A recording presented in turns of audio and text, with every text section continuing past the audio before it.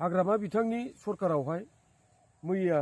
जिहेतु जोंना बिटिसिआव 6 जन नमिनेटेड एमसिएलए जायो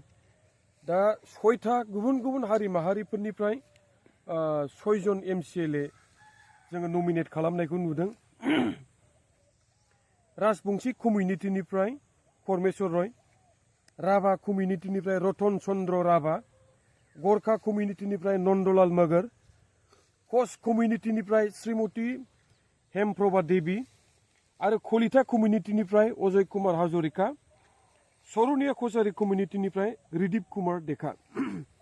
दा बेवहाय कच कमिउनिटिनिफ्राय सासे आरो राजबंशी कमिउनिटिनिफ्राय सासे दा कच राजबंशीफोराहाय आनडिभाइडेड गवालपारानिया एसटिपि मोननो थांगासिनो दं आनडिभाइडेड गवालपारानि बायरानिया एसटि भेलि मोननो थांगासिनो दं